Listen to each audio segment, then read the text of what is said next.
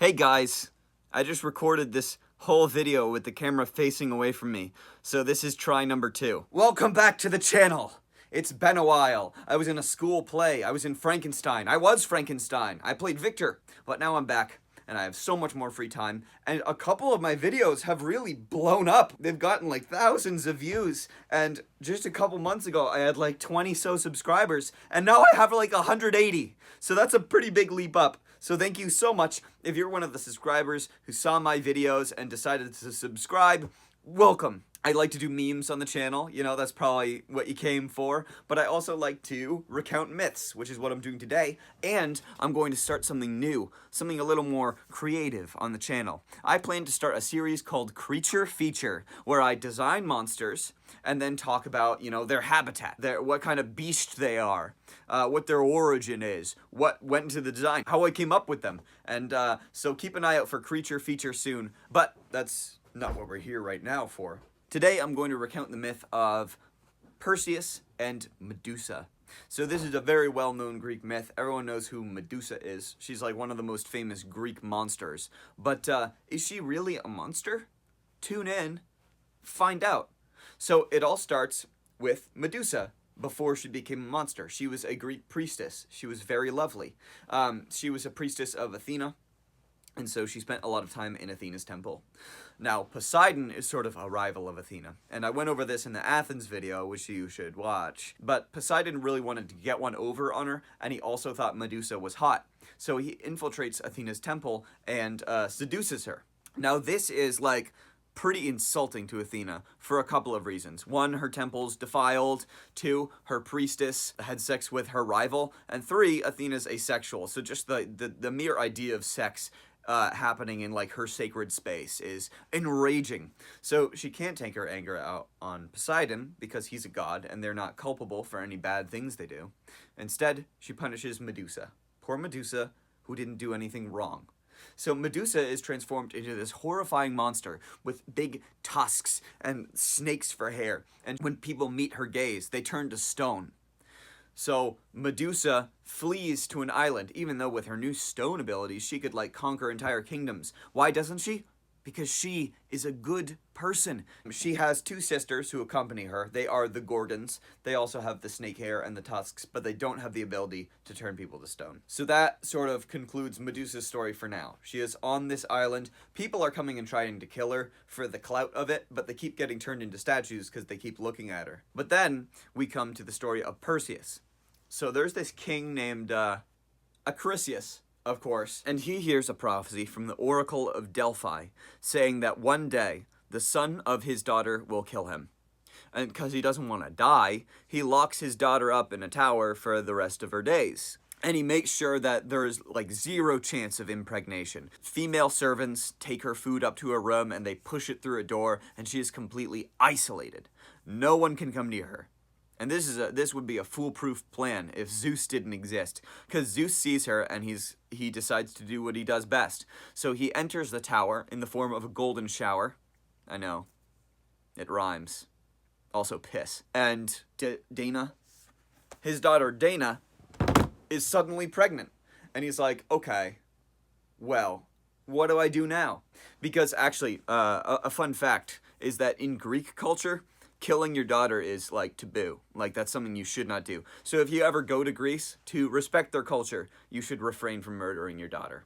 So instead, he throws her into the sea in this wooden box and just sets her afloat. Because if the sea kills her, it's not his fault, right? So while she's in the box, she gives birth to Perseus, Zeus's son. And she eventually washes up on the shores of an island named Seriphus. And so she and her son are rescued by this fisherman named Dictys. And so Dictys acts as like a surrogate father to Perseus, and he raises him with Dana. But then the king of the island, Polydictys, takes a liking to Dana. But he wants the son out of the way. He doesn't want the son in the picture. So when Perseus is an adult, he throws this party, and he demands that everyone bring a horse to give to him as a gift. So when Perseus and Dana show up, they don't have a horse to give, which is super embarrassing. But Perseus says, hey, if there's anything else I could do, name it, and I'll do that for my gift instead. So Polydectes is like, yeah, go kill Medusa, kid. He's never going to be able to do that. So Perseus sets out on this futile journey to kill Medusa. No one has ever succeeded before, because if they had, it wouldn't be a task that he could go on, because she would be dead. But as he starts journeying, he hears Athena's voice in his head, because she wants Medusa dead too. Medusa's kind of like a stain on her name right now, so she instructs Perseus to find the Hesperides, where he will receive gifts. The Hesperides are like these nymphs that tend to this tree that the Golden Fleece used to be on. But he doesn't know where the Hesperides are, and Athena won't tell him, so he has to seek out the Grey Sisters, who know lots of things. The Grey Sisters are these 3 old hags, and between them, they only have 1 eye and 1 tooth. So at any given moment, only one of them can see, and only one of them can chew food. So he rolls up, and he manages to steal their eye and their tooth. And since he has the eye and the tooth, he basically forces them to tell him what he needs to know. So they tell him the location of the Hesperides. He just chucks the eye and the tooth back in the cave and lets them scramble to try and find it. He's kind of a sick fella. But he finds the Hesperides, and there he receives gifts from the gods. So he gets this nifty knapsack for Medusa's head. From Hermes, he gets these flying winged boots. From Hades, he gets this helm of darkness that turns him invisible. From Zeus, he gets this adamantite sword that's razor sharp. And from Athena, he gets this polished, mirrored shield that he can see reflections in. And it's kind of funny, because all the gifts are like this like godly caliber stuff, and Athena's just a mirror you can wear on your arm. But it does prove to be the most useful of them. He eventually, he finds Medusa's island, and it's full of these statues of people that have tried to kill her but got turned to stone. And so, using his shield, he's able to look at Medusa's reflection, and since he's not looking directly in her eyes, he doesn't turn to stone. But if he was just invisible with the helmet that they gave him, she wouldn't have been able to look in his eyes, and it never would have even happened. But using the shield, he is able to cut off her head without directly looking in her eyes. So then he puts Medusa's head in the knapsack, and out of her like severed neck hole, this winged horse comes out. That is Pegasus. Her neck dilation must be crazy. Goddamn. That was a weird thing to say. So then he's flying back, and he passes by Ethiopia, where this like beautiful woman is just chained naked to a rock, and this giant tentacle monster is about to eat her. Because this king on this sort of coastal village, this kraken had been terrorizing them. So he puts forth his daughter as a sacrifice for the kraken to eat, because kings are just evil in this story.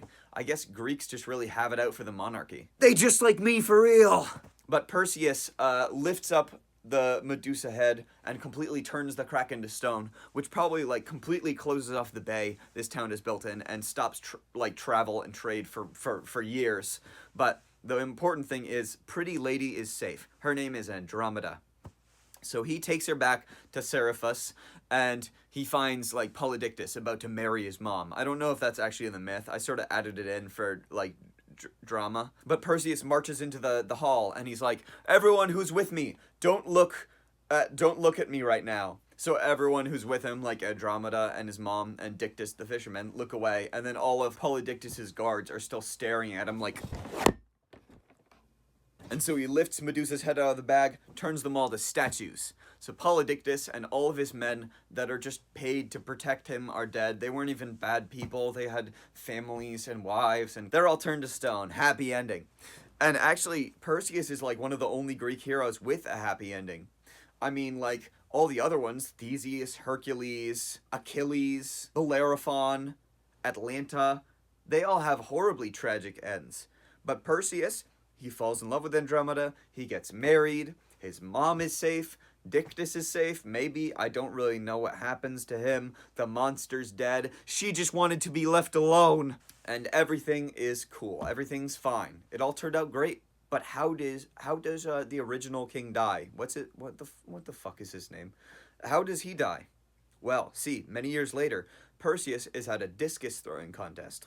Dictys, no, that's the fisherman. Discus is when you like just throw this like stone disc and see how far you can get it. Pretty dangerous sport, especially when the bystanders are not protected by any means. So King What's-His-Face is in the crowd. Perseus just sinks the discus into his skull, not even on purpose. He doesn't know what the guy looks like, but he does get killed by Perseus. And that's the end. Thank you for watching.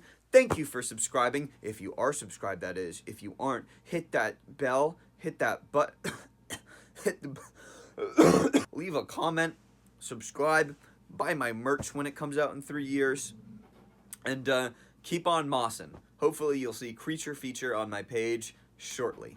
I have a lot of time on my hands, so I don't see why it wouldn't, besides executive dysfunction and me just slacking off on everything I want to do. Love you. Bye.